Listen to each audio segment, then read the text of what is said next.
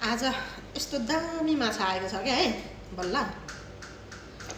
यो माछा नआउँदाखेरि त भिडियो बनाउने जाँगर पनि नलाग्ने कि अब भित्र गएर टोइलेट धोएको पनि बनाउन सम्भव नहुने एउटा टोइलेट छ त्यो जब खल्ल पानी हाल्ने भने सेतै हुन्छ राम्रो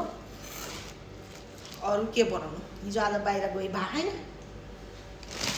यस्तै छ यही माछा आउँदाखेरि हो कि दिमाग ताक्ने यो माछा त मलाई स्वादै लाग्दैन तर यिनी कत्ला खुर्किँदा यिनी हात बाउडिन्छ फेरि कत्ला खुर्किने फेरि यसले हो त्यो साँचो त्यो यो खुर्किने खालको पनि मैले किने छैन आएदेखि यसैले निर्वाह चलाएँ 4-5वटा वर्ष यसैले कटाएँ अब 5वटा वर्ष टिक्न सक्ने नि त कतै मेरो पनि घर बन्थ्यो कि मेरो नि ऋण जान्थ्यो कि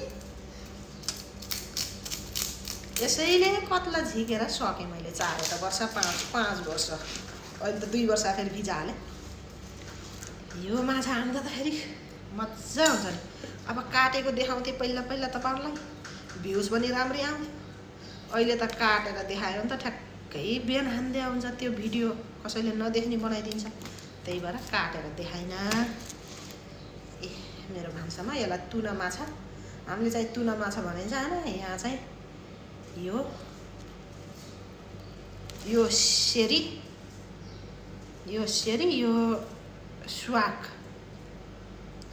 के भन्छ है सार्क होइन यो सार्क चाहिँ यो तीखो हुन्छ है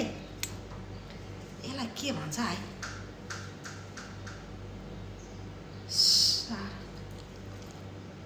स्वार्क हो कि के जाति के भन्छ नाम पनि कसले राख्ने रहेछ यिनको बाहुनको होला है नाम राख्ने त्यो समुद्रभित्र पनि हरेक प्रकारको नाम भएको माछा पाइने गर्थ्यो सबैमा हुने कि यो नाम थर जात यो सेरी भन्ने जात सेरी हो यसको जात हो कि थर हो यो केता हो कि सार्क हुँदै होइन यो के त भन्छ यसलाई काटे काँडा पनि हुँदो रहेछ यसको त काट्न यति सजिलो हुन्छ के गर्नु है काटेर देखाउँ भने ठ्याक्कै बलक हानिदिन्छ आके गाइजहरू आजको मेरो भान्सामा यस्तो माछा आएका छन् यसको तरकारी यसलाई चाहिँ तार्ने यस्तो छ है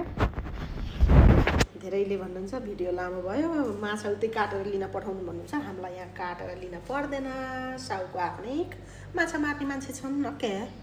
बाई बाई लाइफ गरौँ कि आओ